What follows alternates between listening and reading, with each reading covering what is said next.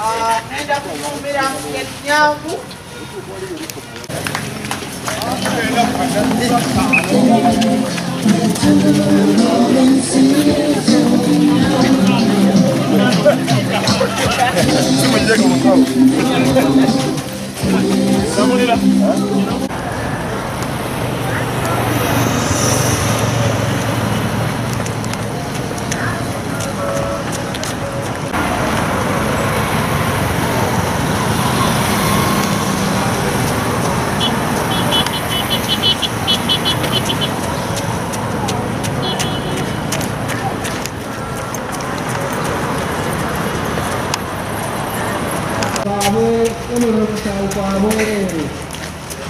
Vamos wakati Datang siapa pelaku interview.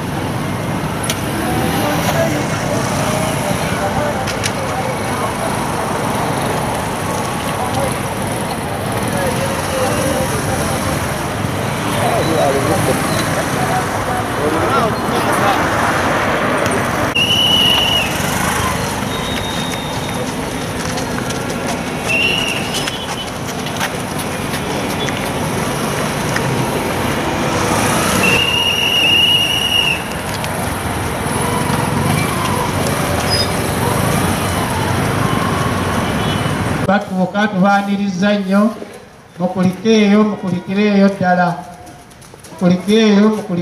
ddala twanaddamulira nebo tukwaniriza kituufu abaddusi abasooka batuuse bakulembedde ekiseera bannange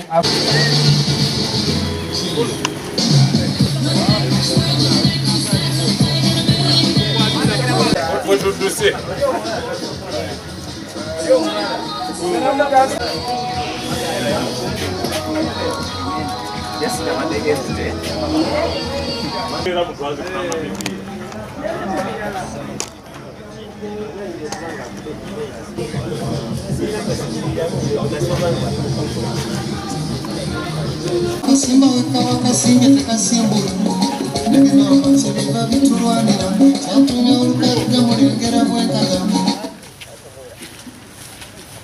ngolo yansi n'emirimu gyekola abayondafuna netutaito saa n'abatugeragiranyanga ne bakakala bene ndikwebaza atya mu butandekerero kulekugamba nti wanga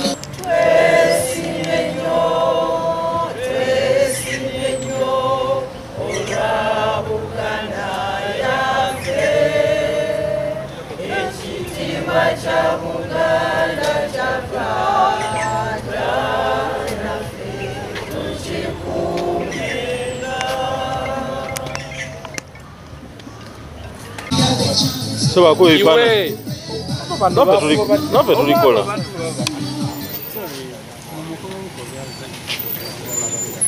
Byasobola. Nimwe emisinde mpawona akazindaalo ono atubuulireko ebitonotono ng'enteekateeka bwegenda okutambula.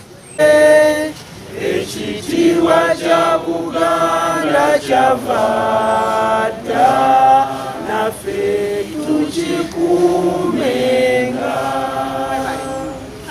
Abaana ba Buganda bawangalira mu Jjinja, mu Busoga, n'abonna abalala abatwegasseeko abaana ab'obwajja abazinga wawe kama abeere nabo.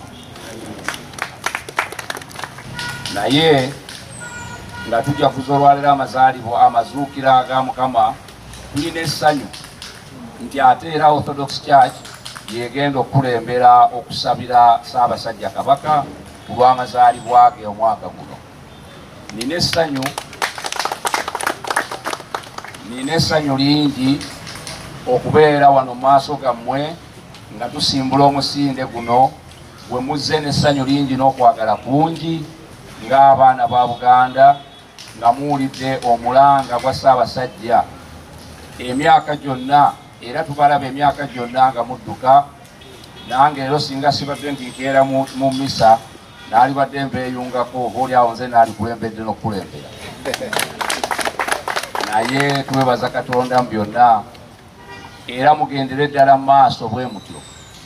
Omulanga gwa Ssaabasajja ate ng'era ssanyu lya ffenna, ate era buvunaanyizibwa bwa ffenna, ate era kijja ssanyusa ne Mukama Katonda singa tubeera abantu ab'obuvunaanyizibwa mu bulamu bwaffe. Obulamu bwaffe n'essanyu lyonna Mukama yabituwa, naye nga tulina bitambuliramu mu ngeri ya buvunaanyizibwa. N'olwekyo n'obulamu bwaffe tubwegendereze nnyo. Bwe tuba nga tuli mu lutalo luno olw'okulwanyisa akawuka ka Mukenenya, ate nga ne Ssaabasajja awagidde ate n'atukoowoola, omulimu ogwo tugukwase maanyi na buvunaanyizibwa, ate tugukwase n'okwagala Katonda n'obuulize eri Mukama Katonda nti essanyu Mukama abanga yalituwa, essanyu ly'obulamu, naye nga lirina kutambula nga ye yatutonda bw'ayagala. Ensonga lwaki singa tuva mu makubo ge tusanga ebizibu bingi. Akali tukoowoola yonga ekirisiya eteekawo okukoowoola kwenenya kudda eri Mukama. Bwe tudda eri Mukama ne tudda makubo ge, twewala ebizibu bingi bye tuyinza osanga mu makubo agatali ga Mukama. Amakubo agatali ga Mukama bwe bwenzi, okutambulira mu bwenzi, oli n'aleka amaka ge n'atambulira mu bwenzi. Be bavubuka okutambulira mu kusanyuka okw'ekyeyonoonero, okusanyuka kulina kuba kwa buvunaanyizibwa, ate kulina kuba kwa bugumiikiriza. Ate singa nga abamu abatasobola kugumiikiriza, ate n'omulango ogw'okuwekebeza weeguli, n'obwo ate ayongera amaanyi ne mu lutalo luno olw'okulwanisa omutawaana ogwo. Nammwe mwenna abawa omukisa, ate yawa omukisa ne Ssaabasajja Kabaka waffe mu kukuza amazaalibwa ag'omwaka guno, ate era agatuukeko mu myaka mingi. Twebaza bonna abateesiteesi, era Mukama bonna abawe omukisa. Nze Nakiyingi Jane Bakalikwira, Beene gwe yasiima nkulembera essaza ly'e Busoga erya Buganda. Bannange, tulina essanyu lingi olw'abo bonna abeegasse mu mukolo gwa leero ogw'emisinde gy'amazaalibwa ga Kabaka. Mwenna mwebale nnyo, mwebalire ddala, abakulu n'abato, abakyala n'abaami, n'abo abatalina maanyi gadduka naye nga baguze emijoozi ne bajja mu kifo kino St James Secondary School we tuli. Tubeebaza bannange, twongera okubakunga, muteeka amaanyi mu bintu bino. Ate kati omulamo gwe tuliko gwa kulwanyisa Mukenenya. Ffenna tetwagala Mukenenya, twagala bazzukulu baffe, abaana baffe n'abazzukulu bonna bawangaale. Bannange, tulwanyise Mukenenya, era gwe mulamu oguliko kati. Twekuume, twekebeze. Era wano ku St James Secondary School tetutegeseewo abasawo weebali, bajjako abantu emisaayi, babakebere, balabe we bayimiridde mu by'obulamu. Linnya Damulira Geoffrey, omukungu wa Ssaabasajja atwala eggombolola ly'e Mayuge. Tusiba Ssaabasajja Kabaka otegeka emisinde gino otukuma ku maffe Abaganda bawangalira e Mayuge mu Busoga. Tuli wamu n'abazzukulu ba Busoga nabo n'Abasoga batuwerekeddeko okudduka mu misinde gino. Twebaza Ssaabasajja Kabaka era tumwagala nnyo. Tujja kuba bajumbize era bawulize ebbanga lyonna nga tudduka emisinde buli mulundi. Ssaabasajja Kabaka awangaale. Kasozi Ronald ku Spire Road Jinja ntuuse okuyozayoza Ssaabasajja Kabaka okutuuka ku mazaalibwa ge ag'emyaka 71 ag'ekitiibwa. Ssaabasajja Kabaka tukwebaza okututeerawo emisinde gino egy'okulwanyisa obulwadde obw'enjawulo bwe tuzze tulwanyisa nga tudduka.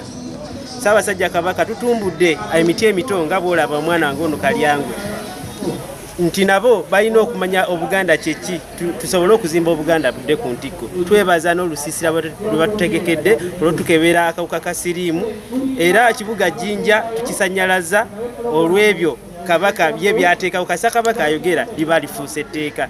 Wangala Ssaabasajja Kabaka, wangala empologoma ya Buganda. Ntuuse okuyozaayoza n'okwebaza abantu bonna abasobodde okujja ku mulundi guno, olw'ensonga mulundi guli bwe twava wano tufunye ebizibu bingi nnyo omubadde okulonda. Kati ng'eno Jinja oba mu bibuga tufunye ebizibu ebyokutaataaganya abasuubuzi baffe, naye bw'olaba ng'oli yeerekereza ku kasente akatono kasigazaawo n'abanga azze, tumwebaza, yeebale nnyo, yeebalire ddala. Nze Nsubuga John Eric, nze ntwala ebyobuwangwa n'ennono ku lukiiko olwa Nkobazambogo mu ggwanga lyonna nga mpeereza Namulondo nga nsinzira mu Bendo Wamala etundutundu erya Busoga. Olwaleero nga tujaguza amazaalibwa ga Ssemunywa bannawamala era bannankobaza-mbogo twegattidde wamu okulaba nga tukebera akawuka ka mukenenya mu bantu ba Ssaabasajja Kabaka abawangaalira mu tundutundu lino.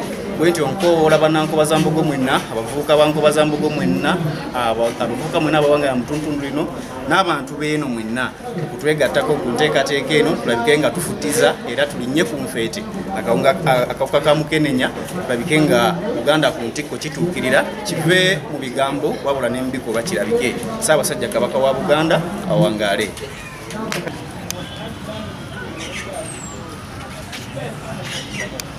It's okay. Vale, ready?